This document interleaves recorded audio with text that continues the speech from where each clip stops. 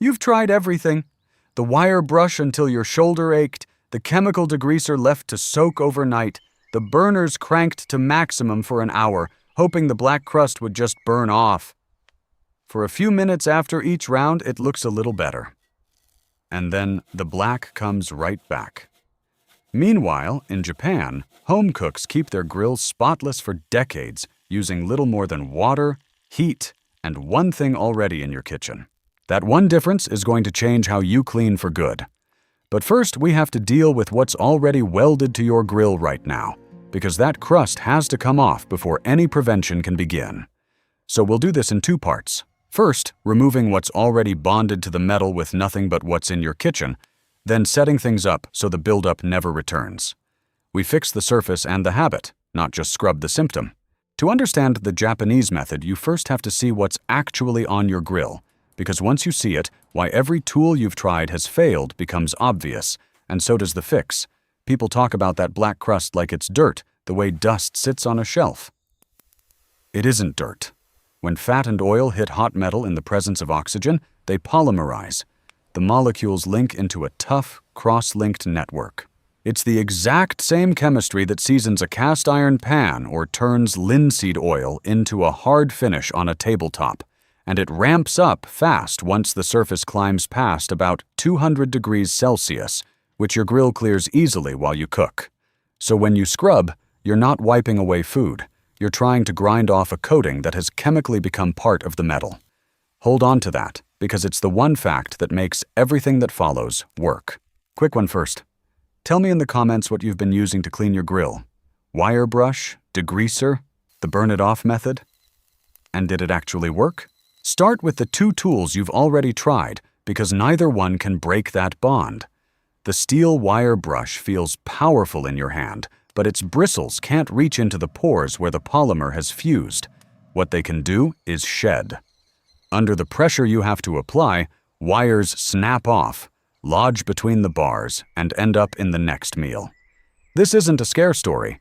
The CDC has documented these injuries, and studies estimate roughly 1,700 emergency room visits over a recent 12-year span from swallowed grill brush bristles, a quarter of them serious enough to need a hospital stay. A tool that quietly became a household hazard.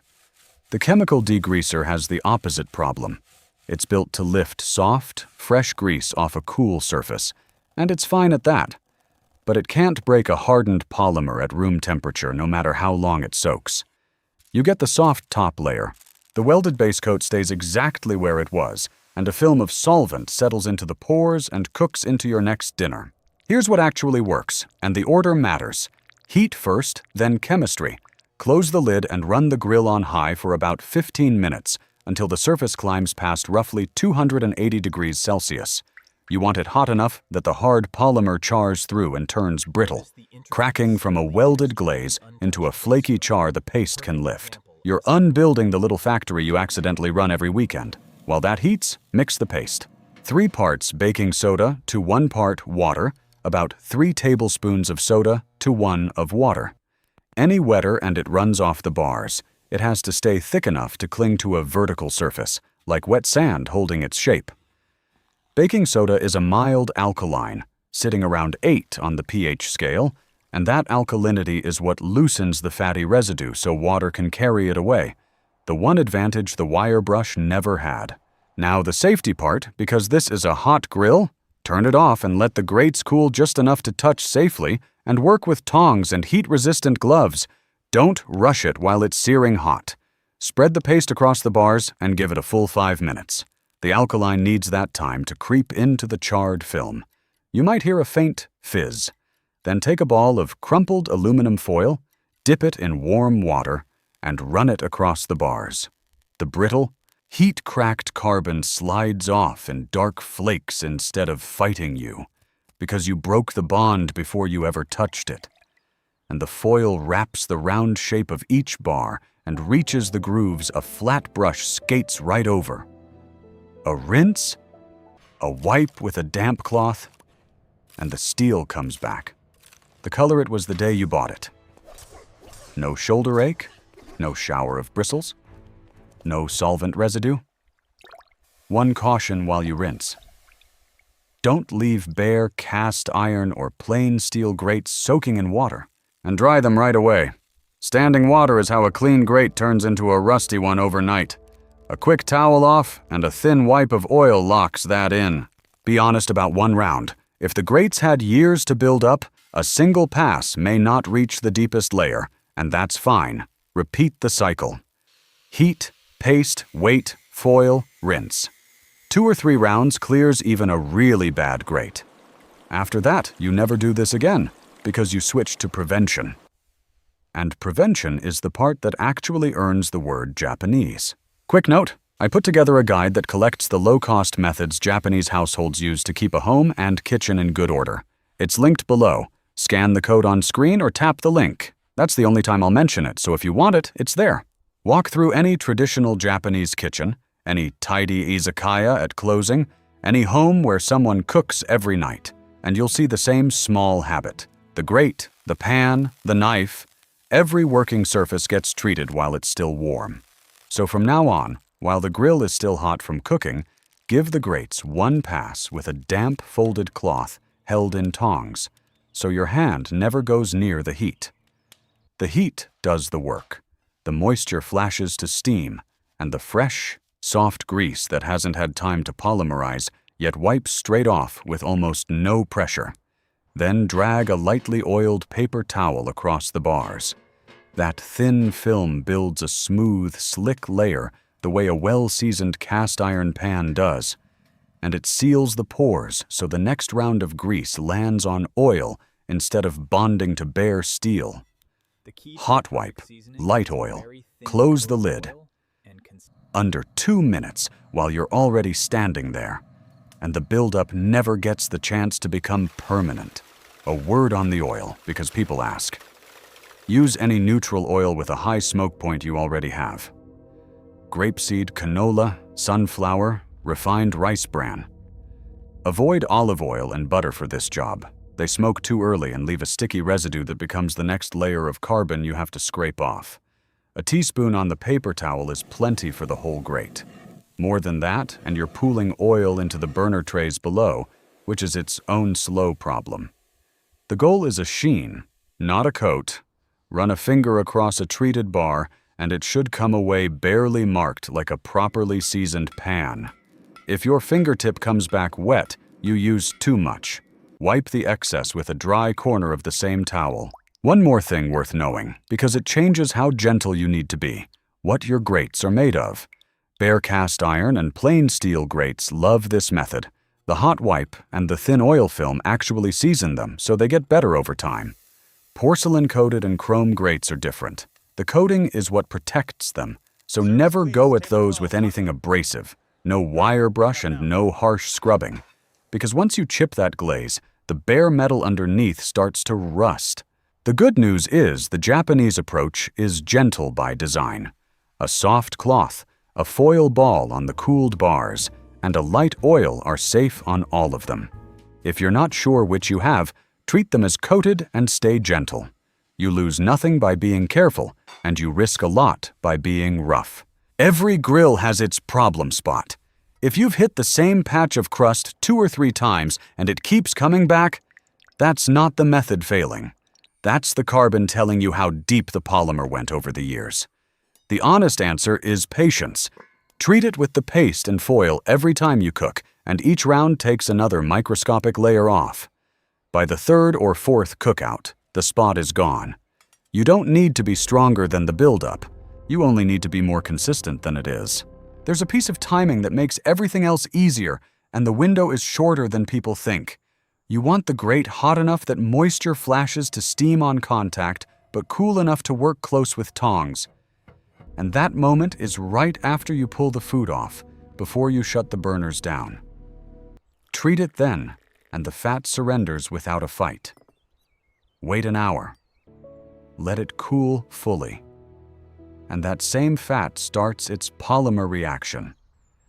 The 10-second job now needs a paste, a foil ball, and a Saturday afternoon. Wipe hot, oil while warm, close the lid before it goes cold. 3 actions, in that order, every time. Most people get the order backwards or skip the oil and then wonder why the carbon keeps coming back. Let me say it plainly about the cleaning aisle because the internet is full of bad advice here. The wire brush we covered, a tool that snaps metal into your food. The degreaser can't touch a hardened polymer. And then there's the strongest hack people push. Oven cleaner sprayed on cold grates, sometimes sealed in a trash bag overnight.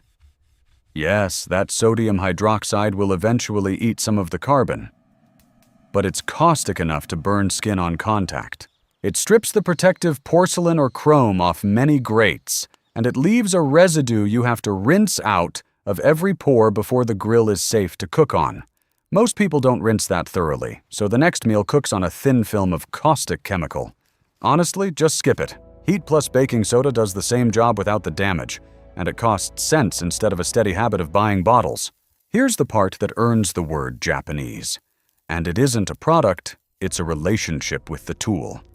There's a word, teire, that means the ongoing care and upkeep of a tool, and a cloth, the fukin, that lives within arm's reach of the stove for exactly this. Japanese home cooks describe the difference as owning a tool versus tending one. The tool you own eventually wears out and gets replaced. The tool you tend outlasts you and passes to someone else. It's the same small and often habit this channel keeps coming back to. Handle it while you're already there, in the warm window, before the mess has a chance to set. There's a quiet pleasure in it once it lands. The first few weeks it feels like a chore you're forcing yourself to remember. By the second month, your hand reaches for the cloth on its own, and by the third, you look forward to that small moment at the end of cooking. It becomes part of the meal, not separate from it. Let's talk money. A box of baking soda is about $1 for 2 pounds and lasts a full season. The foil's already in your drawer. The cloth is whatever you wipe the counter with. Set that against the old way. A bottle of degreaser is $8 to $12, and most people burn through several a year. A replacement set of grates runs $60 to $150. And the wire brush strips the coating fast enough that people end up buying new grates every couple of seasons. Call it well over $100 a year to keep losing. The Japanese way is a few cents a clean. And there's the cost nobody puts on the receipt. Time. A neglected grate eats a full Saturday 2 or 3 times a season. The hardware store trip, the soaking, the scrubbing, the rinsing. The 2 minutes a night the Japanese approach asks for, added up across a summer, still comes out ahead by hours, sometimes a full day across the year. Hours you spend at the grill instead of fighting it. And the peace of mind, you can hand a burger to your kids without scanning the meat for metal slivers, or cook for friends knowing nothing on the plate is glazed with last summer's fat or this morning's solvent. Here's a routine you can start this week. Today, run the rescue once. High heat, 15 minutes. Baking soda paste. 5-minute wait. Foil ball. Rinse. And if the grate's really rough, do it again next weekend. From then on, every single time you cook, do the hot wipe. Damp cloth and tongs, 1 pass while the grate is still hot, then the oiled paper towel, then close the lid. Once a month, glance at the grate before you light it. If anything's crept back, do a quick paste and foil round before the heat goes on. And once a season, lift the grates out and clear the drip tray and the burner trays underneath where stray grease collects. That's a few minutes that prevents flare-ups and keeps the whole grill running clean, not just the bars you can see. That's the whole thing. No spraying, no protective suit, no wire shedding into the next meal. The deeper lesson here isn't really about a grill. It's a way of thinking. Prevent rather than fight. Maintain rather than rescue. The hardest mess to clean is the one you let build for a season. The easiest is the one you handle the moment it appears.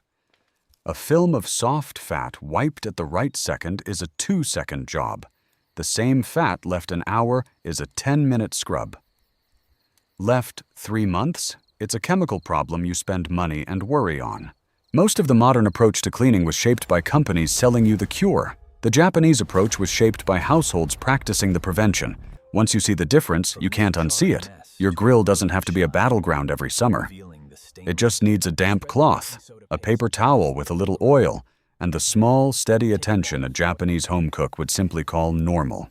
If this changed how you think about the grill, the full guide's linked below, and a subscribe helps more than you'd guess. Tell me in the comments whether you're switching from the wire brush. Next week, we're bringing a rusted cast iron pan back to life, without scrubbing the seasoning away. See you then.